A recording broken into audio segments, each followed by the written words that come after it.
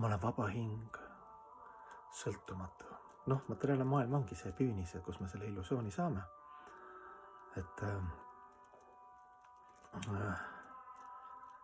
mina olen nagu võimalikult hästi tahan kontrollida kõike ja kõike, kogu seda loodust ja ekspluateerida ja kõik minu järgi toimiks.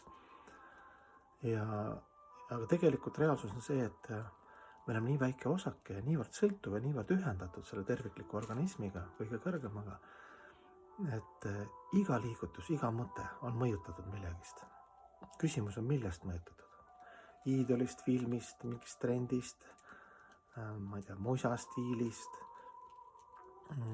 mingitest mentaliteetidest, koolkondadest, religioonist, parteist, naabrimehest, emast, isast. Kõik meid mõjutab. Aga ma saan aru, et meil on valikuvabadus kingitud ja selles illusioonis me siis nagu selle valikuvabaduse nagu üle piiride tahame nagu minna, tahame ise nagu olla selles illusioonis, et mina olen maailma naba. See hankar, vale ego ja see ongi see põhipoint, eks ju. Ja siis me vaimustume. Ja siis me vaimustume nagu, loomulikult vaimustume väiksest peale, eks ju, mingi film, mõtlen seal mõned filmid, mul jätsid sügavamulje, mõned raamatud, mõni muusikalugu, eks ju, mõni isiksus, need võib-olla mööduvad pärast, võib-olla ei ole enam mitte nagu negatiivses mõttes, aga vaatad, et see enam ei lähe minu nagu tõekspidamiste elukäsitlustega nii hästi kokku, see iidol, eks ju. Et see on kõik inimlik ja normaalne, seda tuleb tunnistada. Samal ajal jah, just, et valikuvabadus, et mina ikkagi lähen kas paremale vasakule üles või alla, valin selle värvi või selle maitse, et see on nagu okei. Lõppkokkuvõttes need maitsed ja need elemendid ja energiad ja sinu valikud on hästi tugevasti, 100% mõjutatud mingitest taustadest, samskaaradest, luupidest, harjumustest, mida ma olen näinud ja kogenud. Aga siis me vaimustume ja see vaimustumine on ka normaalne, et Bhagavad Gitas on ka värss, et inimesed järgivad, eks ju, mis eeskujud või iidolid või need automaatselt, see on nagu sisse kirjutatud ka hinge nagu. Ja kui sa hakkad nagu Jumalat analüüsima, ütleme, et ma vaimustusen mingist raamatust, mingist muusikaloost, siis kui sa teed sellise filosoofilise analüüsi, siis ma ei imesta, et pühakud on nagu ekstaasis kogu aeg, ülistavad Jumalat.